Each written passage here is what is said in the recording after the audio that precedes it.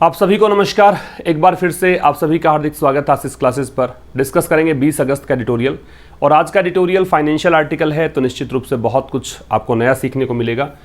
Start करेंगे session, उससे पहले बता दूं कि एक नया बैच लॉन्च किया गया है प्रैक्टिस क्वेश्चंस का कॉमन एरर्स पर। इस सेशन की खास बातें ये रहेगी कि यहाँ 20 क्वेश्चंस हर दिन हम डिस्कस करेंगे। हर एक वीडियो में आपको 20 क्वेश्चंस मिलेंगे और इस तरह के कुल मिला के 100 सेशंस होंगे, तो टोटल 2000 क्वेश्चंस। तो 2000 अलग अलग टाइप्स के क्वेश्चंस आप मेरे साथ प्रैक्टिस करेंगे इस बैच में। डिजिटल बोर्ड पर ये बैच है। पीडीएफ इसका उपलब्ध है, ठीक है। इससे क्या होगा कि पहले पीडीएफ से आप सोल्व करके फिर वीडियो सॉल्यूशन इसका देख सकते हैं, बेहतर परिणाम आपके होंगे। और इसमें 5 सितंबर तक एक ऑफर रखा गया है। 5 सितंबर तक अगर बाई करते हैं आप तो 499 में आप बाई कर सकते हैं। उसके बाद में ये जो 6 सितंबर से इसका प्राइस होगा वो 649 होगा, ठीक है। 2 इयर्स की वैलिडिटी इसमें है। जिस भी दिन आप बाई करेंगे उससे लेकर 2 साल तक आप ये कोर्स जितनी बार चाहें उतनी बार देख सकते हैं। तो ये कुछ खास है इस एप्लीकेशन में जो ये कोर्स है। आशीष क्लासेस एप्लीकेशन आपको डाउनलोड करना है। इसके लिए एक कोर्स है ग्रामर का, एक कोर्स चल रहा है हिंदी टू इंग्लिश ट्रांसलेशन का, कुछ ई बुक्स भी यहाँ पे अवेलेबल हैं और जो भी नए बैचेस होंगे वो सब यहीं पर होंगे। और B96 जो एडिटोरियल बैच है जो हर वेंसडे को स्टार्ट होता है वो भी अब इसी एप्लीकेशन पे चल रहा है। तो आप 2-2 मिनट के तो वीडियो सारे ही आप देख सकते हैं, बाकी डेमो वीडियोस भी दे रखे हैं, वो आप देख सकते हैं कि किस तरह का सेशन हमारा रहता है। तो ये स्टार्ट करेंगे आज का सेशन। उससे पहले देखेंगे आज के सेशन की वोकैबुलरी। सबसे पहला वर्ड है रिड्रेस, जो कि एक वर्ब के रूप में यूज़ किया गया है। इसका मतलब है टू करेक्ट समथिंग, किसी चीज़ को सही करना, ठीक है, किसी चीज़ को ठीक करना, उसे कहते हैं रिड्रेस। एक वर्ड है पोस्टुलेट। पोस्टुलेट जो वर्ड है ये भी वर्ब के रूप में यूज़ किया गया है। इसका मतलब है पॉजिट करना, सजेस्ट करना या पुट फॉरवर्ड। पॉजिट, सजेस्ट या पुट फॉरवर्ड, प्रस्तुत करना कह सकते हो, सुझाना कह सकते हो। फिर प्रोग्नोसिस, ये एक नाउन है। इसका मतलब है गैस कह सकते हो, अनुमान। प्रेडिक्शन कह सकते हो, भी क्या चीज़ घटित होगी उसका एक अनुमान, उसकी भविष्यवाणी, ये सब होता है प्रोग्नोसिस। फिर अपबीट। अपबीट एक एडजेक्टिव के रूप में यूज़ किया गया है। इसका मतलब है ऑप्टिमिस्टिक, आशावादी। फुल ऑफ होप कह सकते हो, आशावादी कह सकते हो, चीयरफुल कह सकते हो, ये होता है अपबीट। फिर कंटेंट एक वर्ब के रूप में यूज किया गया है। इसका मतलब है क्लेम। एलाइड वर्ब है, ये एक नया वर्ड है भाई, काफ़ी दिनों से ये वर्ड नहीं देखा होगा आपने अभी तक, जो न्यूज़पेपर पढ़ा है आपने। एलाइड एक नया वर्ड है। इसका मतलब है ओमिट या फिर लीव आउट, मीन्स छोड़ना, ठीक है, इग्नोर करना, किसी चीज़ को शामिल ना करना। रिजिलियंस है वो नाउन है। इसका मतलब होता है टफनेस या फिर कह सकते हो स्ट्रेंथ, मजबूती कह दीजिए, या फिर इसको कह सकते हैं हार्डीनेस, मजबूती, ठीक है भाई। तो इस तरह से हमें ये वर्ड्स 7 वर्ड्स बता दिए मैंने। काफ़ी सारे और वर्ड्स भी आज के सेशन में होंगे। तो शुरुआत करते हैं आज के सेशन की ऑप्टिमिस्टिक असेसमेंट। जो भी नए स्टूडेंट्स हैं उनको बताना चाहूँगा कि मंडे टू फ्राइडे ये सेशन होता है ठीक शाम 5 बजे, और सैटरडे संडे आप रिवीजन करें जो भी पिछले 5 सेशंस वीक में होते हैं। तो ये आज इस वीक का अंतिम सेशन है, फिर अब मंडे को मुलाकात होगी। यहाँ जो हमारी अप्रोच रहती है, जो भी आपको सब्जेक्ट दे रखा है वो मैंने अंडरलाइन कर रखा है, रेड कलर में दे रखा है। जो भी डिफरेंट वर्ड्स होंगे उनको मैंने अलग कलर से देखें यहाँ पे ऐसे हाईलाइट कर रखा है, इन प्रकार के बॉक्स में दे रखा है। और वो कैप पहले भी हमने डिस्कस कर लिया ताकि दोबारा वो वर्ड आएगा तो रिवाइज हो जाएगा। तो अप्रोच हमारी इस तरह से रहेगी कि आप इसको ट्रांसलेशन सीखेंगे सेशन के थ्रू, कैसे इंग्लिश टू हिंदी का ट्रांसलेशन कर सकते हैं। एक अलग बैच चल रहा है हमारा हिंदी टू इंग्लिश का ट्रांसलेशन, वो बैच वहाँ पर ज्वाइन कर सकते हैं, ठीक है। यहाँ आप सीखेंगे वोकैबुलरी रटने की ज़रूरत नहीं है, वोकैबुलरी को अप्लाई कैसे करें, उसकी एप्लीकेशन क्या होती है वो आप सीखेंगे। यहाँ पे आप ग्रामर सीखते हैं, ग्रामर के कॉन्सेप्ट्स आपके क्लियर हो जाएंगे अच्छे से अगर आप न्यूज़पेपर डेली मेरे साथ पढ़ रहे हैं। तो ये 30-35 मिनट का जो सेशन होता है उसमें बहुत कुछ सीखने को मिलेगा। तो ये सेशन आप रेगुलर रखें और पिछले सेशंस को रिवाइज करके नए सेशन तक आएँ, ये आपसे एक उम्मीद है। और एक उम्मीद और है कि आप एक लाइक और शेयर ज़रूर करके जाएंगे। आइए स्टार्ट करते हैं आज का सेशन, ऑप्टिमिस्टिक असेसमेंट। ऑप्टिमिस्टिक का मतलब होता है आशावादितापूर्ण, फुल ऑफ होप, आशा से भरा हुआ। असेसमेंट का मतलब होता है मूल्यांकन, इवैल्यूएशन। ठीक है, तो असेसमेंट का मतलब नोट कर लीजिए, इवैल्यूएशन, आकलन, परीक्षण, ये सब होता है। ऑप्टिमिस्टिक को आप रोजी कह सकते हो, सैंग्विन कह सकते हो सैंग्विन भी कहा जा सकता है, रोजी भी कहा जा सकता है। तो कैसा इवैल्यूएशन है? रोजी इवैल्यूएशन है, आशा से भरा हुआ एक परीक्षण है। ठीक है, आर्थिक आधार पे लिखा गया है तो बहुत सारे नई चीज़ें आपको डेफिनेटली सीखने को मिलेंगी। Less than, less degree comparative होती है लिटिल की, लिटिल, फिर कंपैरेटिव डिग्री करते हैं तो बनती है लेस, और जब इसी को सुपरलेटिव में कन्वर्ट करेंगे तो बनेगी लीस्ट। तो less than a Fortnite, Fortnite का मतलब होता है 2 वीक्स का टाइम, 14 डेज। तो 14 दिन से कम दिन हुए हैं किसके बाद? आफ्टर, ये 14 डेज कहाँ से काउंट किए इसने? After the RBI announced its latest monetary policy. RBI से पहले द लगेगा, आरबीआई की वर्ब है, अनाउंस्ड है, इट्स है वो पजेसिव एडजेक्टिव है, आरबीआई को देखकर यूज किया गया है। तो जब आरबीआई ने अपनी नई मॉनेटरी पॉलिसी का मतलब होता है मौद्रिक नीति, ठीक है, तो जब आरबीआई ने अपनी एक नई मौद्रिक नीति प्रस्तुत की, अनाउंस की, उसके 14 डेज से भी कम समय में a team of its officials, it's यहाँ पे आरबीआई के लिए है तो आरबीआई के अधिकारियों की एक टीम जो है, इस टीम की वर्ब है हैज़ प्रोवाइडेड, इस टीम ने प्रोवाइड किया है एन ऑप्टिमिस्टिक असेसमेंट, एक बहुत ही आशा से भरा हुआ मूल्यांकन, किसका? Of the state of the economy, की अर्थव्यवस्था की हालत कैसी है। इन्होंने कहा कि अर्थव्यवस्था की हालत तो बहुत ही चंगी है, बहुत बढ़िया हालत में अर्थव्यवस्था है। In the August issue of the central banks monthly bulletin, और ये बात इसमें किस में कही गई? ये जो मंथली बुलेटिन छपता है, एक मैगजीन छपती है, मान लीजिए एक रिपोर्ट छपती है आरबीआई के द्वारा, तो अगस्त वाले महीने के अंदर जो रिपोर्ट इसने दी है ना, उस रिपोर्ट में ये बातें इन्होंने की है। तो आरबीआई की वर्ब अनाउंस्ड है, अ टीम की वर्ब हैज प्रोवाइडेड है, बाकी आसान बहुत है, कुछ भी नया नहीं है इसमें। Less than a fortnight of the RBI announced its latest monetary policy, RBI ने जब अपनी नवीनतम मौद्रिक नीति घोषित करी, उसके 14 डेज से भी कम समय में एक टीम जो है इसके अधिकारियों की, उसने प्रोवाइड किया है एक पूरा आशा से भरा हुआ इवैल्यूएशन स्टेट ऑफ इकोनॉमी को लेकर, कि अर्थव्यवस्था की हालत को इन्होंने देखा, जांचा, परखा, इन्होंने कहा कि बहुत बढ़िया हालत में अर्थव्यवस्था है। ये बात कब की गई? ये सेंट्रल बैंक का मतलब आरबीआई है, आरबीआई का जो मंथली बुलेटिन आता है उसके जारी होने, मतलब अगस्त जो इश्यू आया है, अगस्त के महीने का जो ये मंथली बुलेटिन आया है, इसमें ये बातें इन्होंने की हैं। आगे देखिए, पिवटिंग फ्रॉम, पिवट का मतलब होता है चेंज ओपिनियन, दे रखा है चेंज ओपिनियंस, राय बदलना। तो pivoting from what the bank posited, posit का मतलब होता है सजेस्ट या अज्यूम, सुझाना, दर्शाना, प्रस्तुत करना। तो पहले इन्होंने कुछ और कहा था, अब कुछ ये और कह रहे हैं। पहले इनको ऐसा थोड़ा सा संशय था कि अर्थव्यवस्था की हालत ठीक नहीं है, अब इन्होंने विचार बदल लिए हैं, इसलिए यूज किया गया पिवटिंग। तो पिवटिंग फ्रॉम, इसका मतलब विचार बदलते हुए, कहां से? What the bank posited on August 6, 6 अगस्त की बात है, अगस्त 6 डेट आ रहा है, इस कारण से ऑन है। तो 6 अगस्त को बैंक ने ये यहाँ पे प्रेजेंट किया था, व्हेन इट सेड, जब इसने कहा था, इट यहाँ पे आरबीआई के लिए है। तो आरबीआई ने जब कहा था द आउटलुक, आउटलुक का मतलब क्या होता है भाई? आउटलुक का मतलब होता है दृष्टिकोण, ठीक है, कि outlook for aggregate demand, aggregate का मतलब होता है टोटल, एग्रीगेट का मतलब क्या होता है? टोटल, डिमांड का मतलब मांग, टोटल डिमांड का मतलब जितनी भी मांग बनी हुई है एक पर्टिकुलर मार्केट के अंदर, उसे कहा जाता है एग्रीगेट डिमांड।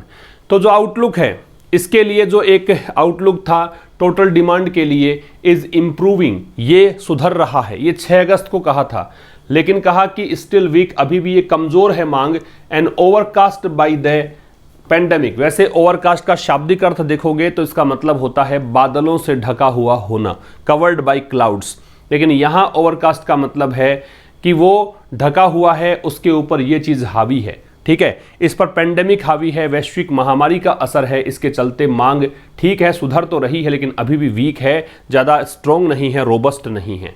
एक बार फिर समझिएगा, पिवटिंग फ्रॉम, बदलते हुए विचार, चेंजिंग ओपिनियंस को बोलते हैं पिवट। तो ये कह रहा है कि अपने विचारों को बदलते हुए, कहां से बदला है विचारों को? पहले क्या कहा था, जब बैंक ने पहले यहां पे 6 अगस्त को एक बात यहां प्रस्तुत की थी, एक बात सजेस्ट की थी, जब इसने कहा था, इट यहां पे बैंक के लिए है, आरबीआई की बात है, कि जो दृष्टिकोण है एग्रीगेट डिमांड को लेकर, जो कुछ भी हम सोच रहे हैं टोटल डिमांड को लेकर, वो लग तो रहा है कि भी सुधर रहा है, सुधर रही है, ठीक है, लेकिन अभी भी वो डिमांड है वीक है, और वो अभी भी इस पर पेंडेमिक का असर है। ये बात देखो, आगे देखो, the officials led by deputy governor Michael D Patra.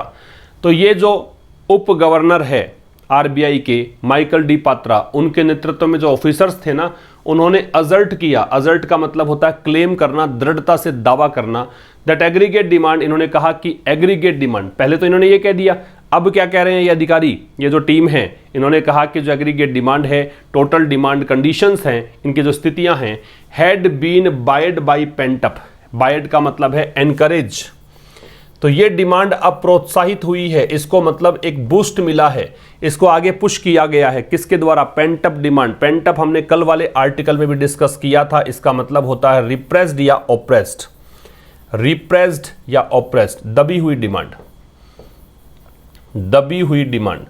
तो ये किस कारण से बढ़ गई डिमांड? क्योंकि दबी हुई डिमांड थी, और वो डिमांड जब रिलीज हुई, रिलीज कब हुई? जब अनलॉक किया गया, लॉकडाउन को हटाया गया, वैक्सीनेशन टीकाकरण किया गया, तो ये डिमांड वापस से मार्केट में आने लग गई। इस कारण से अब हमारा विचार जो है बदल चुका है, ये कहना चाहता है।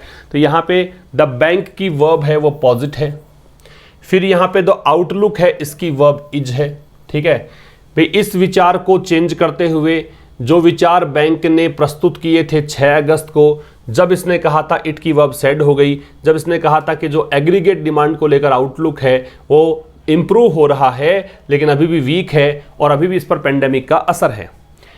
अब ये जो अधिकारी हैं, यहां से बदल दिया विचार, और अब विचार क्या है? तो अधिकारी हैं किसके नेतृत्व में? Deputy governor Michael D Patra के नेतृत्व में। इन अधिकारियों ने अजर्ट किया, दृढ़ता से कहा, दावा किया, क्या दावा किया? कि जो एग्रीगेट डिमांड है, टोटल डिमांड कंडीशंस हैं, वो बायड हुई। ये हैड बीन बायड है, पैसिव वॉइस है, बीन के साथ थर्ड फॉर्म। ये एनकरेज हुई, ये पुश हुई, ये ऊपर आई, किसके द्वारा? पेंट अप डिमांड के द्वारा, मतलब दबी हुई डिमांड के द्वारा। और ये डिमांड रिलीज कैसे हुई है? ये अनलॉक करने से और वैक्सीनेशन से रिलीज हुई है। बहुत आसान हो गया है ना। आगे देखिए, एंड एविडेंस भी यहां तक समझ में आ गया ना। भी पहले 6 अगस्त को इन्होंने क्या कहा था भाई, इसका पूरा एक तो समराइज करो इसमें इसको। तो ये कहना चाहता है कि 6 अगस्त को तो इनके विचार कुछ अलग थे। इन्होंने कहा ठीक है, मान ली बात की एग्रीगेट डिमांड जो है इंप्रूव तो हो रही है, लेकिन ये अभी भी कमज़ोर है, उतना नहीं है जितना कि होना चाहिए, एक्सपेक्टेड लेवल पर नहीं है। लेकिन अब जो इनकी टीम है ना, इन्होंने कहा कि भाई अब जो पेंट अप डिमांड थी, दबी हुई डिमांड थी, वैक्सीनेशन के चलते और अनलॉक होने के चलते डिमांड जो है काफ़ी अच्छे से बूस्ट हुई है। ये है इसका सार। एंड एविडेंस, एविडेंस एक ऐसा नाउन है जो अनकाउंटेबल है, इसके साथ एस और यस आप नहीं जोड़ सकते हैं, एविडेंसेस कभी नहीं होगा। And evidence that the economy was gaining traction, gain traction का मतलब होता है पॉपुलैरिटी हासिल करना, यहां पे गेन ट्रैक्शन का मतलब है मोमेंटम प्राप्त करना, ठीक है। अब ये जो सबूत है, साक्ष्य है, प्रमाण है कि इकोनॉमी वॉज गेनिंग ट्रैक्शन की अर्थव्यवस्था जो है वो रफ्तार पकड़ रही है, कुड बी सीन, ठीक है। तो ये जो चीज है ये देखी जा सकती है। देखिएगा यहां पे इकोनॉमी की वर्ब है वॉज गेनिंग है, एंड एविडेंस, और जो ये सबूत है that the economy was gaining traction could be seen. अब ये एविडेंस के लिए कुड बी सीन है, ये भी सब्जेक्ट है। ये सबूत जो है देखा जा सकता है किसमें? मैन्युफैक्चरिंग एक्टिविटी में, निर्माण क्षेत्र की जो एक्टिविटी हो रही है उसमें। Gradually turning around, turn around का मतलब होता है बदलना, ठीक है। तो निर्माण क्षेत्र की जो गतिविधियां हैं वो धीरे धीरे बदल रही हैं। Even as the contraction, even as का मतलब होता है वाइल, साथ साथ में, ये उस स्थिति में बदल रही है जब कॉन्ट्रैक्शन जो है सर्विसेज में हैड मॉडरेटेड। कॉन्ट्रैक्शन का मतलब होता है श्रिंकेज, सिकुड़ना, कम होना, श्रिंकेज। सेवा क्षेत्र में जो संकुचन आ गया था वो संतुलित हो गया।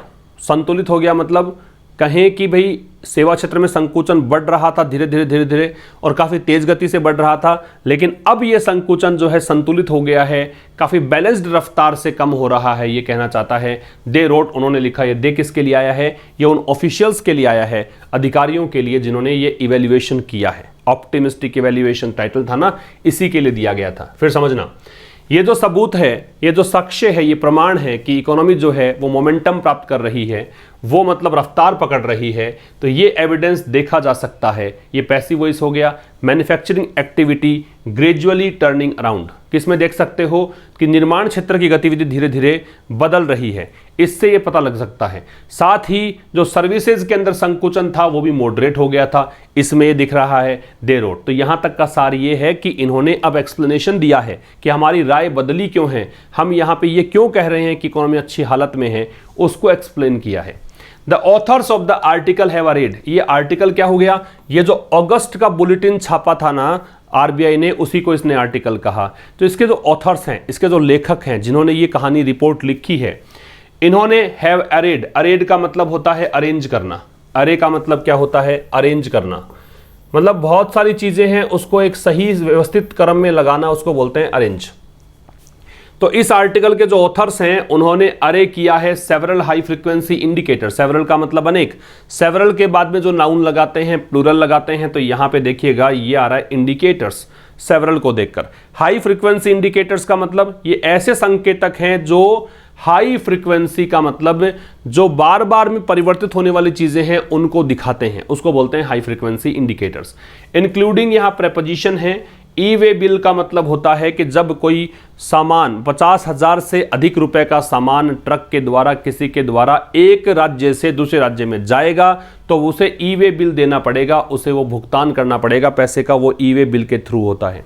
ठीक है, तो कह रहा है कि ऑथर्स जो हैं इस आर्टिकल के, इन्होंने अरे किया है, अरेंज किया है, इन्होंने क्रम वाइज समझाया है उस बुलेटिन में, अनेकों हाई फ्रीक्वेंसी इंडिकेटर्स के बारे में बताया है, जिसमें वो इंडिकेटर्स कौन कौन से हैं। ई वे बिल, भाई ई वे बिल में बढ़ोतरी हुई, इसका मतलब इकोनॉमी बढ़ रही है। टोल कलेक्शन बढ़ गया, इसका मतलब इकोनॉमी जो है बूस्ट पर है। फ्यूल कंजम्पशन बढ़ गया, भी लॉकडाउन जब था ना तो ट्रक की आवाजाही हो रही थी ना ई वे बिल जनरेट हो रहे थे, टोल कलेक्शन नहीं हो रहा था, फ्यूल का कंजम्पशन कम हो रहा था। अब चूंकि अनलॉक हो गया, वैक्सीनेशन होने लग गया, तो ये सब कुछ बढ़ गया। ऑटोमोबाइल डिस्पैचेज, गाड़ियां भी एक से दूसरे स्थान पर डिस्पैच की जाने लगी, मतलब प्रेषित करना, भेजना। एंड रजिस्ट्रेशंस, और गाड़ियों का रजिस्ट्रेशन होने लग गया। And rail freight volume, volume का मतलब मात्रा, फ्रेट का मतलब होता है माल जो कि एक स्थान से दूसरे स्थान तक ले जाया जाता है। तो ट्रेन, रेल से जाने वाले सामान की मात्रा बढ़ गई। टू बट्रेस, बट्रेस का मतलब होता है स्ट्रेंथन, मजबूती देना, मजबूती देने को बोलते हैं बट्रेस। देयर व्यू, ठीक है, तो ये उनके जो विचार हैं इन चीजों को, इससे मजबूती मिली ये सब चीजें देखकर। The demand is regaining momentum, कि जो मांग क्षेत्र है वो फिर से प्राप्त कर रहा है मोमेंटम, मतलब फिर से रफ्तार पकड़ रहा है। मोमेंटम का मतलब गति है, वेग है, संवेग है। ठीक है, तो ये फिर से रफ्तार पकड़ रहा है, फिर समझिएगा। तो इस आर्टिकल के जो ऑथर्स हैं इन्होंने काफ़ी सारे हाई फ्रीक्वेंसी इंडिकेटर्स की चर्चा की है उस बुलेटिन में, और उन हाई फ्रीक्वेंसी इंडिकेटर्स में शामिल है ई वे बिल्स के बारे में बताया है, टोल कलेक्शंस के बारे में बताया है, फ्यूल कंजम्पशन के बारे में बताया है, ऑटोमोबाइल डिस्पैच रजिस्ट्रेशन के बारे में बताया है। साथ ही बताया है कि रेल के द्वारा जो माल ढुलाई होती है उसकी मात्रा बढ़ गई है। और इस प्रकार से ये सब चीज़ें देखकर उनको यहाँ मजबूती मिली है, उनके व्यू को, उनके दृष्टिकोण को, उनके आउटलुक को, कि डिमांड जो है वो गति पकड़ रहा है। बात समझ में आ गई होगी, बहुत आसान सी बात है। इस स्लाइड में हमने ये बात करी है कि भाई यहाँ लेखक थोड़ा सा बता रहा था कि एक्सप्लेन करना चाह रहा है कि उन्होंने क्यों कहा कि इकोनॉमी जो है वो अभी ठीक स्थिति में चल रही है। तो उन्होंने बताया कि भाई हमें तो ऐसे इन रिपोर्ट्स को देखकर लगा है कि भाई फ्यूल कंजम्पशन बढ़ गया, टोल कलेक्शन बढ़ गया, ई वे बिल्स की संख्या बढ़ गई, ऑटोमोबाइल डिस्पैच रजिस्ट्रेशन बढ़ गया, रेल फ्रेट वॉल्यूम बढ़ गया, तो हमें लगता है कि डिमांड बढ़ रही है। ठीक है, इसके बाद देखिए the team has also pointed, ये जो टीम है, ये जो ऑफिशियल्स की टीम है, इन्होंने ये भी पॉइंट किया है। पॉइंट का मतलब इशारा करना। ऑल्सो का प्रयोग देखिए मैन वर्ब से पहले और हेल्पिंग वर्ब के बाद में, ये पोजीशन याद रखिएगा। तो टीम ने यहाँ पे ये भी इशारा किया है, पॉइंट के साथ में टू लगता है। अ प्राइवेट फोरकास्टर्स डेटा, प्राइवेट का मतलब निजी, फोरकास्टर का मतलब अनुमान लगाने वाला, डेटा का मतलब आंकड़े। तो यहाँ इस टीम ने ये तो बताया ही है कि ई वे बिल बढ़े हैं, फ्यूल कंजम्पशन बढ़ा है, रेल फ्रेट वॉल्यूम बढ़ा है, ये सब बातें की हैं। इसके अलावा एक निजी कंपनी है जो कि पूर्वानुमान लगाती है स्थितियों का, कि ये मार्केट में होने वाला है, मार्केट इस तरीके से ऊपर जाएगा, इतना नीचे आएगा, ये हमारा पूर्वानुमान है। तो ये प्राइवेट एक फोरकास्टर है, उसके डेटा की ओर भी इशारा किया है। शोइंग दिखाते हुए, ये प्रेजेंट पार्टिसिपल है। अ साइजेबल सिक्वेंशियल डिक्लाइन, साइजेबल का मतलब बहुत बड़ा, कंसिडरेबल लिख लीजिएगा, साइजेबल का मतलब है कंसिडरेबल, सिक्वेंशियल का मतलब है क्रमबद्ध तरीके से एक के बाद एक, डिक्लाइन का मतलब गिरावट, और डिक्लाइन के साथ देखो इन लगा हुआ है। गिरावट किस में? अनएम्प्लॉयमेंट रेट, बेरोजगारी की दर में लास्ट मंथ पिछले महीने, और बेरोजगारी दर कितनी रही? 6.95% फ्रॉम 9.17% इन जून। जून में ये बेरोजगारी की दर थी इतनी, और ये पिछले महीने रह गई इतनी, मतलब घटी है। तो इस टीम ने इशारा किया है, साथ में और एग्जाम्पल दिए हैं। तो एक प्राइवेट फोरकास्टर के डेटा भी बताए हैं, उसमें बताया है कि भी काफ़ी ज़्यादा यहाँ गिरावट आई है बेरोजगारी की दर में भी। तो ये सब आंकड़े हैं, इनको देखकर हमें लगता है कि हमारा जो इवैल्यूएशन है वो ऑप्टिमिस्टिक है, आशा से भरा हुआ है। हमें लगता है कि स्टेट ऑफ इकोनॉमी जो है काफ़ी अच्छी हालत में है। ठीक है, तो इन्होंने कहा कि पिछले महीने बेरोजगारी की दर रह गई 6.95%, जो हुआ करती थी जून के अंदर 9.17%, and that with the pronounced, इसको बोलते हैं प्रोनाउंस्ड, याद रखिए प्रोनाउंस्ड, डे नहीं बोलेंगे, टे बोलेंगे लास्ट में, इसका उच्चारण से समझिएगा। And that with a pronounced rural bias, bias का मतलब होता है पक्षपात, इसका मतलब रूरल और अर्बन की अगर बात करें तो ग्रामीण क्षेत्रों में बेरोजगारी की दर जो है वो कम हुई है ज़्यादा शहरों की तुलना में। कैसे बताएगा? एग्रीकल्चर का प्रभाव यहाँ पे। प्रोनाउंस्ड का मतलब होता है क्लियर, ऑब्वियस, नोटिसेबल, ये दे रखे हैं आपको यहाँ पे। ठीक है, और वो भी किसके साथ? रूरल बायस के साथ, मतलब ग्रामीण क्षेत्रों में ज़्यादा यहाँ पे कमी आई है बेरोजगारी में। ये स्पष्ट से आंकड़े दिखते हैं, वो दिखा रहा है to posit that, to posit का मतलब दर्शाना, दैट की, दिस रिफ्लेक्ट्स, रिफ्लेक्ट का मतलब शो करना होता है कि ये दिखाता है। क्या दिखाता है?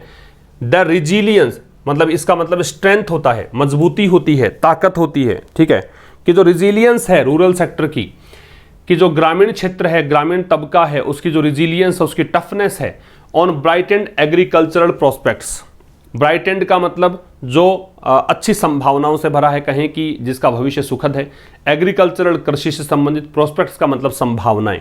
ठीक है, फिर समझिएगा, कह रहा है कि भाई इस टीम ने इशारा किया एक प्राइवेट फोरकास्टर के डेटा की ओर भी। इसमें बताया कि भाई बहुत ज़्यादा कमी आई है अनएम्प्लॉयमेंट रेट में पिछले महीने ये 6.95% रह गई, जबकि जून में इतनी थी। और साथ में इन्होंने रूरल बायस की ओर इशारा भी किया है कि ग्रामीण क्षेत्रों में यहाँ पे काफ़ी अच्छे ग्रोथ देखने को मिली है। टू पॉजिट दैट, ये दिखाने के लिए कि ये दिखाता है, ये रिफ्लेक्ट करता है कि जो रिजिलियंस है रूरल सेक्टर की ब्राइटेंड एग्रीकल्चरल प्रोस्पेक्ट्स पर। ठीक है, प्रोस्पेक्ट्स नाउन है, एग्रीकल्चरल एडजेक्टिव है, ब्राइटेंड भी एडजेक्टिव है। ठीक है, एक नाउन से पहले एडजेक्टिव की संख्या एक से अधिक हो सकती है। प्रोस्पेक्ट्स हो गया संभावना, एग्रीकल्चरल हो गया कृषि से संबंधित, ब्राइटेंड का मतलब हो गया जैसे आप कहते हैं फ्यूचर ब्राइट है, वैसे भविष्य सुखद है, इस प्रकार से। ठीक है, अच्छा जी, तो इसके अंदर कुछ और बता दिया इसने, अनएम्प्लॉयमेंट रेट का एग्जाम्पल देकर इन्होंने अपने जो व्यू था उसको और स्ट्रॉन्ग कर दिया। आगे देखिए, बट द ऑथर्स इलाइड, ये ऑथर्स वही बुलेटिन जिन्होंने लिखा है ये, तो ये जो ऑथर्स हैं, इलाइड का मतलब है ओमिट, छोड़ देना, लीव आउट कर देना, इग्नोर कर देना। अब लेखक कह रहा है कि भाई तुमने बता तो दिया इतनी बातें, ये ई वे बिल की चर्चा तुमने की, फ्यूल कंजम्पशन के बढ़ने की चर्चा की, रेल फ्रेट वॉल्यूम के बढ़ने की चर्चा की, लेकिन तुम एक बात भूल गए। वो बात क्या है कि ये जो ऑथर्स हैं इलाइड ओवर द फैक्ट, ये यहाँ पे एक फैक्ट को शामिल करना भूल गए, दैट द CMIE, अब ये कोई संस्था होगी, हुज सर्वे बेस्ड अनएम्प्लॉयमेंट रेट। अब इसका एक सर्वे हुआ था और इसके सर्वे पे आधारित जो अनएम्प्लॉयमेंट रेट थी, दे हैव साइटेड, जो उन्होंने यहां पे साइट की है, साइट का मतलब क्या होता है? उल्लेख करना, साइट का मतलब है बताना, is far less sanguine, sanguine का मतलब ऑप्टिमिस्टिक, वो कहीं ज्यादा, बहुत कम है, मतलब बहुत कम है, फार लेस। फार का प्रयोग हम डिग्री कंपैरेटिव से पहले करते हैं उसकी इंटेंसिटी इंक्रीज करने के लिए, ये बहुत कम है। सैंग्विन का मतलब आशावादी, तो ये मतलब इतनी आशा जगाने वाला नहीं है। About the addition of approximately 16 million jobs in July, किसके बारे में? कि अगर आप बात करें तो जुलाई के अंदर रोजगार का सृजन कितना हुआ, तो लगभग 16 मिलियन जॉब्स का सृजन हुआ। तो इसको देखते हुए तो ये इतना आशा से भरा हुआ नहीं है। अब ये क्या कर रहा है लेखक, ये जो इनके विचार थे वो इनको कॉन्ट्राडिक्ट कर रहा है कि कुछ तो गड़बड़ आप कर रहे हो। यहाँ पे बुलेटिन निकाल दिया आपने, सारी बातें मेंशन कर दी, लेकिन कुछ तो यहाँ पे गड़बड़ है। तो ऑथर्स जो हैं वो इस फैक्ट को यहाँ पे लीव आउट कर रहे हैं, या फिर ओमिट कर रहे हैं, या शामिल नहीं कर रहे हैं, या इग्नोर कर रहे हैं कि एक फैक्ट है कि CMIE जिसका सर्वे बेस्ड अनएम्प्लॉयमेंट रेट, जिसका सर्वे आधारित अनएम्प्लॉयमेंट रेट, ठीक है, जो सर्वे के आधार पर जो इन्होंने बेरोजगारी दर जो इन्होंने उल्लेख किया है, वो यहाँ पे जो है वो काफ़ी ज़्यादा, मतलब बहुत ही कम है, बहुत ही कम सैंग्विन है। किसके बारे में? क्योंकि यहाँ पे इतने ही जॉब सृजित हुए हैं, इतने ही जॉब ऐड हुए हैं जुलाई में, ठीक है। तो ऑथर्स की वर्ब है ये वाली है, survey based unemployment rate, they have cited, they की वर्ब हैव साइटेड है। सर्वे बेस्ड अनएम्प्लॉयमेंट रेट जो है वो इज इसकी वर्ब है। इस तरीके से ये दिया हुआ है। आगे देखिए, CMIE MD महेश व्यास। अब ये CMIE जो एक ऑर्गेनाइजेशन है, कंपनी है जो सर्वे कर रही है, इसके जो MD है, मैनेजमेंट डायरेक्टर हैं, प्रबंधक हैं, महेश व्यास, ये दावा करते हैं। कंटेंट का मतलब होता है क्लेम करना, दावा करना, दृढ़ता से कहना कि भाई हम कह रहे हैं वो ठीक है, बात वो सही है। अगर ऐसा कहोगे तो कंटेंट करोगे। तो ये यहाँ पे दावा करते हैं कि इन एन एनालिसिस, एक एनालिसिस में, एक विश्लेषण में, that all the additional employment, कि सारे जितने भी अतिरिक्त एम्प्लॉयमेंट है, अतिरिक्त रोजगार हैं जो प्रोवाइड किए गए भारत के द्वारा इन जुलाई के अंदर, वॉज ऑफ पुअर क्वालिटी, वो बिल्कुल ऐसी, मतलब पुअर क्वालिटी के थे, खराब क्वालिटी के थे। अब यहाँ पे जो CMIE ने सर्वे दिया था वो इस टीम के द्वारा दिए गए सर्वे को कॉन्ट्राडिक्ट कर रहा है, इसका खंडन कर रहा है। तो इसके MD महेश व्यास यहाँ पे दावा करते हैं एक विश्लेषण में, विश्लेषण यहाँ पे नाउन है, एंड डिटर्मिनर है, एनालिसिस का प्लूरल बनता है एनालिसिस। इसका मतलब आई के स्थान पर अगर ई जोड़ देंगे तो ये प्लूरल बन जाएगा। क्या कि सारा का सारा जो एडिशनल एम्प्लॉयमेंट है, सारा का सारा जो अतिरिक्त रोजगार है जो प्रोवाइड किया गया भारत के द्वारा जुलाई के अंदर, वो रोजगार पुअर क्वालिटी का था, ये कहा इन्होंने।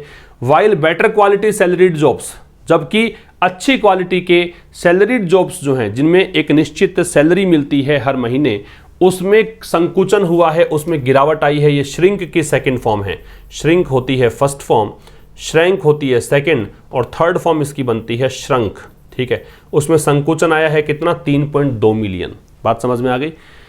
नोटिंग दैट, ये बात नोट करते हुए, नोटिंग यहाँ प्रेजेंट पार्टिसिपल है, that the bulk of the rural job, bulk का मतलब है ग्रुप, मतलब बहुत बड़ी मात्रा में, कि बहुत बड़ी मात्रा में जो ग्रामीण जॉब्स हैं एडेड, जो ऐड किए गए, were of temporary farm labour, वो अस्थायी खेत में प्राप्त किया गया श्रम है, खेत में प्राप्त किया गया जॉब है।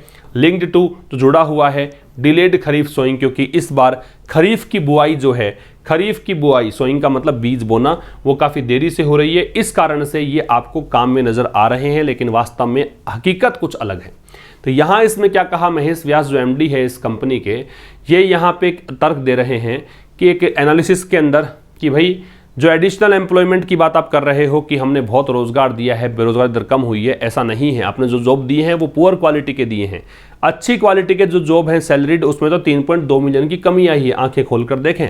और यहाँ पे एक बात और बताइए कि रूरल जॉब की अगर बात कर रहे हो आप कि गांव में रोजगार काफ़ी मिले हैं, तो भाई वो जो गांव में लोग काम करते नज़र आ रहे हैं ना, वो इस कारण से नज़र आ रहे हैं क्योंकि खरीफ की जो बुआई है वो काफ़ी देरी से हुई है, इस कारण से वो काम करते नज़र आ रहे हैं, वरना ऐसा है नहीं। उनको भी रोजगार टेम्परेरी बेसिस मिला हुआ है, कुछ समय के बाद वो भी बेरोजगार हो जाएंगे, ठीक है।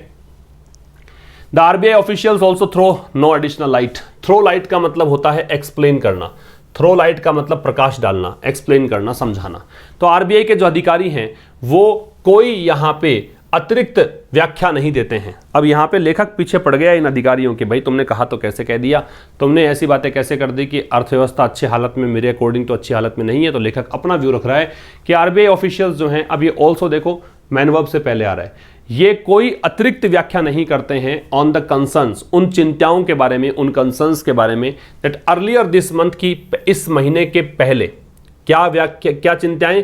चिंताएं कि इस महीने के शुरुआत में prompted the central banks monetary policy committee, कि इन चिंताओं ने इस महीने के शुरुआत में प्रॉम्प्ट किया। प्रॉम्प्ट का मतलब होता है कारण बनना, प्रॉम्प्ट का मतलब होता है प्रेरित करना। इन्होंने एमपीसी को, जो ये मॉनेटरी पॉलिसी कमेटी है, मौद्रिक नीति समिति है, इसको मजबूर कर दिया या फिर कहें कि ये इंस्पायर किया, प्रेरित किया, कुछ भी कह दीजिए, to cut its own June forecast, कि अपना खुद का जो जून का फोरकास्ट, ऑन यहां इंफेटिक एडजेक्टिव है जोड़ देने के लिए, भी अगर इतना ही कहते इट्स जून फोरकास्ट, आरबीआई का फोरकास्ट ही होता, लेकिन आरबीआई का खुद का जो पूर्वानुमान था उसको इसने कम किया था आरबीआई ने जीडीपी ग्रोथ को लेकर। इसने पहले कहा था जीडीपी ग्रोथ बहुत ज़्यादा रहेगी, फिर कट करना पड़ा, कम करना पड़ा, जीडीपी ग्रोथ कम रहेगी।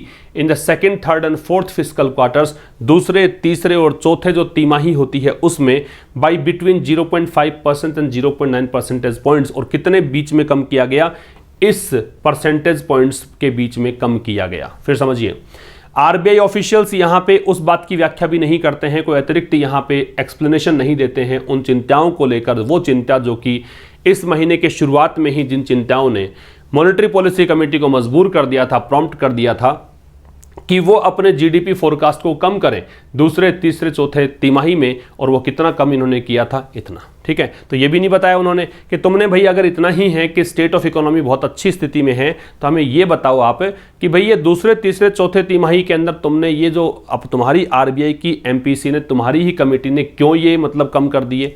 अगर सही था तो ये कम नहीं करना, अधिक होना चाहिए था। ऑन इन्फ्लेशन टू, इन्फ्लेशन के मोर्चे पर भी, इन्फ्लेशन का मतलब है महंगाई, तो महंगाई में भी अगर बात करें, द आर्टिकल्स ऑथर्स, तो ये जो अगस्त बुलेटिन था इसके जो लेखक हैं, हैव पिच्ड, पिच का मतलब यहां पे कह दीजिए प्रस्तुत करना ही मान लीजिए, है ना। इन्होंने प्रस्तुत किया एन अपबीट प्रोग्नोसिस, अपबीट का एडजेक्टिव बताया था, ऑप्टिमिस्टिक प्रोग्नोसिस का मतलब पूर्वानुमान बताया था। ठीक है, ये नाउन है, ये एडजेक्टिव है, एंड डिटर्मिनर है। अब महंगाई की बात कर लो। इस मुद्दे पर भी जो इस आर्टिकल के ऑथर्स हैं उन्होंने प्रस्तुत किया काफी आशावादीपूर्ण एक पूर्वानुमान, साइटिंग, हवाला देते हुए, कहते हुए, प्रेजेंट पार्टिसिपल है, जुलाई 70 basis points month on month डेसिलरेशन।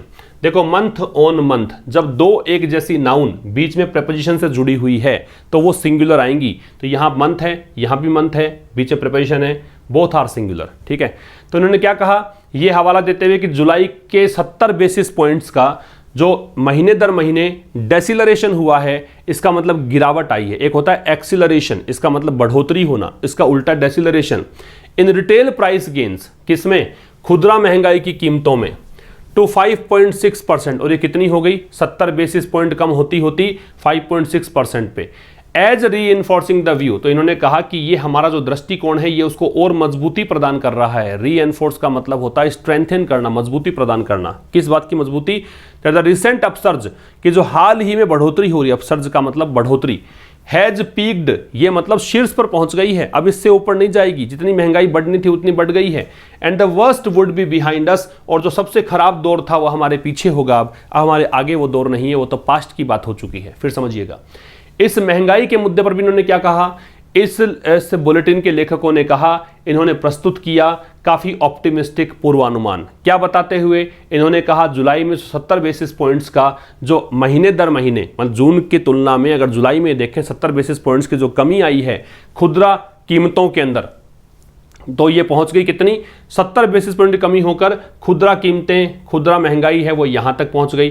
तो इन्होंने कहा कि ये जो चीज हुई है ना, ये भी हमारा जो व्यू है, हमारा जो दृष्टिकोण है उसको रीएनफोर्स करता है, उसको मजबूती प्रदान करता है कि जो हाल ही का अपसर्ज है, हाल ही में जो बढ़ोतरी है कीमतों में, वो पीक पर पहुंच चुकी है, इससे आगे और महंगाई नहीं बढ़ेगी और सबसे बुरा दौर जो है हमारे पीछे होगा। बात समझ में आ रही है?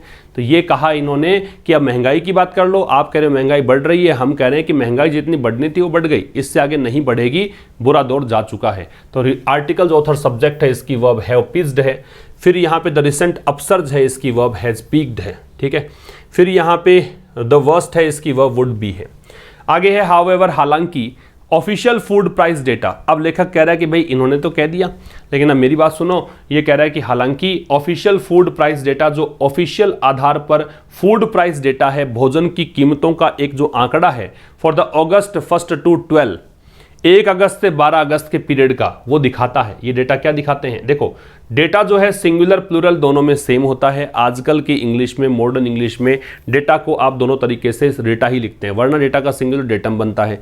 तो इसीलिए देखो यहाँ फर्क नहीं पड़ेगा डेटा को देखकर, यहाँ पे रिवील्स एक वचन क्रिया कैसे लगाई, चाहे तो बहुवचन लगाएं चाहे तो एक वचन, both are same.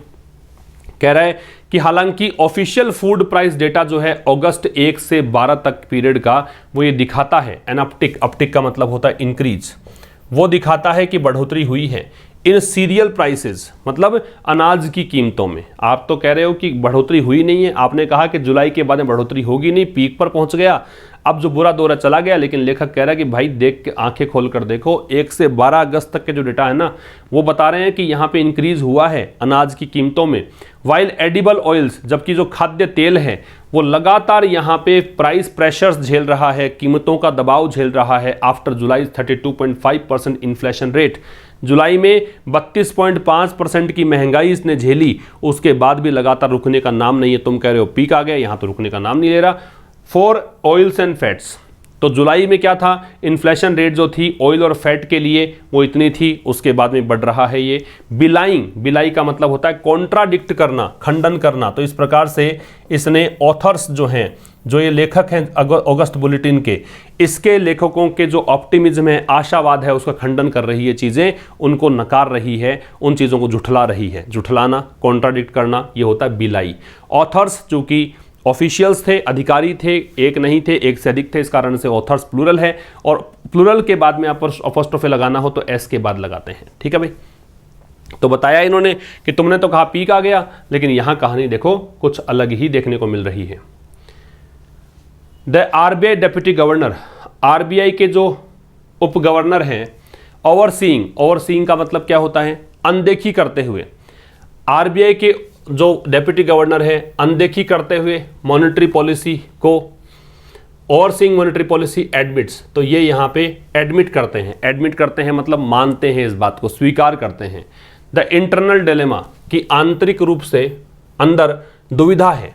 At the MPC, monetary policy committee में, ऑब्जर्विंग, ये ऑब्जर्व करते हुए, दैट की अल्टीमेटली, अंततः, द पॉलिसी डिसीजन, पॉलिसी का जो निर्णय था, वॉज अ जजमेंट कॉल, वो एक जजमेंट कॉल था। जजमेंट कॉल का मतलब कि अब हमें ये डिसीजन लेना ही है, ऐसा ये एक पॉलिसी डिसीजन था। And as any move to tame inflation, क्योंकि कोई भी कदम अगर आप इन्फ्लेशन को कंट्रोल करने, टेम का मतलब है कंट्रोल, यदि कोई भी कदम आप इन्फ्लेशन को कंट्रोल करने के लिए चलेंगे, बाई 1 किसी के द्वारा चला जाएगा, परसेंट बाई 1 परसेंटेज पॉइंट, मतलब 1% पॉइंट के द्वारा, ये 1 वैसे नहीं है भाई, ये 1 परसेंटेज पॉइंट के लिए है। यदि कोई भी कदम यहाँ पे इन्फ्लेशन को कंट्रोल करने के लिए किया जाएगा 1% पॉइंट का, तो इसका मतलब ये होगा कि आप सेक्रीफाइस कर रहे हो 1.5 से 2 परसेंटेज पॉइंट जीडीपी ग्रोथ को, इतनी ग्रोथ आपकी कम हो जाएगी। फिर समझना, जो आरबीआई के डेप्यूटी गवर्नर है वो जो मॉनेटरी पॉलिसी को इन्होंने ओवरसी किया, इसको इग्नोर करते हुए ये एडमिट करते हैं, ये मानते हैं कि जो इंटरनल डिलेमा है एमपीसी में, कि मौद्रिक नीति समिति के अंदर खुद के अंदर ही दुविधा है, इसके मेंबर्स के बीच में कुछ मतलब ये फिक्स नहीं कर पा रहे हैं। ये ऑब्जर्व करते हुए कि अंततः जो पॉलिसी डिसीजन हमने लिया था ये एक जजमेंट कॉल था। ठीक है, क्योंकि अगर कोई भी हम कदम चलते हैं इन्फ्लेशन को कंट्रोल करने का 1% पॉइंट पर भी, तो इसका मतलब हम जीडीपी ग्रोथ को सेक्रीफाइस करेंगे, इतनी ग्रोथ हमारी कम होगी। कहने का मतलब अब समझना है यहाँ पे क्या कह रहा है कि भाई, इन्होंने, लेखक ने कहा कि तुम कह रहे हो कि ये सब कुछ ठीक चल रहा है, तुम कह रहे हो कि इन्फ्लेशन भी बढ़ नहीं रही है, लेकिन इन्होंने आंकड़े रख दिए सामने। अब इसका एक्सप्लेनेशन दे रहा है ये कि भाई ऐसा नहीं है, हमने तो डिसीजन जो दिया है ना, पॉलिसी डिसीजन हमारा जो भी है ना, वो इस कारण से है क्योंकि हमें जजमेंट तो देखो देना ही था। और मान लो इन्फ्लेशन को हम कंट्रोल करने की कोशिश करें भी, इन्फ्लेशन तो बढ़ रही है ठीक है, लेकिन कंट्रोल करेंगे तो जीडीपी ग्रोथ जो है ना वो 1.5 से 2% तक कम आ जाएगी, इसलिए हम कंट्रोल नहीं कर सकते, जैसे चल रहा है चलने दो। ठीक है, तो ये जो डेप्यूटी गवर्नर है इसकी वर्ब एडमिट्स है, द पॉलिसी डिसीजन है इसकी वर्ब वॉज है, एनी मूव है इसकी वर्ब है वुड मीन। आगे देखिए, इन पोस्टुलेटिंग, पोस्टुलेट का मतलब क्या होता है, पॉजिट करना, सजेस्ट करना, तो ये दर्शाते हुए, ये पुट फॉरवर्ड करते हुए, एन ईदर और ट्रेड ऑफ, ईदर और का मतलब या तो ये या फिर ये, ट्रेड ऑफ का मतलब दो विपरीत स्थितियों के अंदर संतुलन स्थापित करने की कोशिश करना। ठीक है, तो एक तरफ क्या है जीडीपी ग्रोथ, एक तरफ क्या है महंगाई, तो आप महंगाई को कंट्रोल करना चाहेंगे या फिर जीडीपी ग्रोथ को चाहेंगे। ये जो एक स्थिति है, मॉनेटरी अथॉरिटीज जो ये मौद्रिक अधिकारी हैं, रिस्क अचीविंग, ये खतरा मोल ले रहे हैं अचीव करने का, नीदर गोल मतलब किसी भी लक्ष्य की प्राप्ति नहीं कर पाना, तो महंगाई कंट्रोल कर पा रहे हैं और ना ही ये जीडीपी ग्रोथ को बढ़ा पा रहे हैं, दोनों ही बातें नहीं कर पा रहे। एंड सेंडिंग द इकोनॉमी, और ये इकोनॉमी को भेज रहे हैं किस में, एक हार्डर मतलब into a harder to redress state. ठीक है, ऐसी स्टेट में जो और ज्यादा खराब है, और ज्यादा कठोर है। रिड्रेस का मतलब क्या हो गया, रिड्रेस का मतलब ठीक करना, करेक्ट करना ऑफ स्टैगफ्लेशन। और ये स्टेट है किसकी, ये स्टेट है स्टैगफ्लेशन की। स्टैगफ्लेशन में क्या होता है, ये एक इकोनॉमी का टर्म है, इसके अंदर बेरोजगारी बढ़ती जाती है, कीमतें बढ़ती जाती हैं, मतलब कुछ भी हालत अच्छी नहीं होती, वो स्टैगफ्लेशन है ना। इकोनॉमी के हर तरीके से यहाँ पे सब नेगेटिव परिणाम देखने को मिलते हैं, वो स्टैगफ्लेशन है।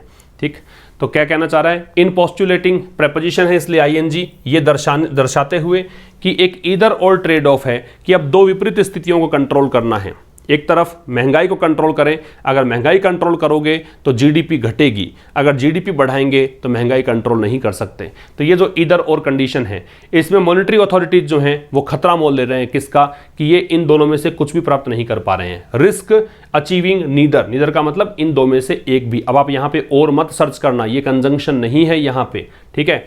तो ये इन दोनों में से कुछ भी यहाँ पे नहीं प्राप्त कर पा रहे, ना तो ये यहाँ प्राप्त कर पा रहे हैं ग्रोथ, जीडीपी ग्रोथ, और ना ही ये इन्फ्लेशन को कंट्रोल कर पा रहे हैं। तो ये खतरा मोल ले रहे हैं और ये इकोनॉमी को भेज रहे हैं किस में, स्टैगफ्लेशन में, इस स्थिति में। ठीक है, और ये harder to redress state, to redress का मतलब हो गया ठीक करना, कि ये एक ऐसी स्थिति है जो बड़ी मुश्किल होगी सही करना। ठीक है, बहुत ही मुश्किल होगा कि इसको आप ठीक कर पाओ, इस स्थिति को, स्टैगफ्लेशन की स्थिति को। तो ये था दोस्तों आज के इस एडिटोरियल में, और जैसा कि मैंने कहा कि ये इस वीक का अंतिम एडिटोरियल है, तो अब हमारी मुलाकात होगी मंडे को ठीक शाम 5 बजे।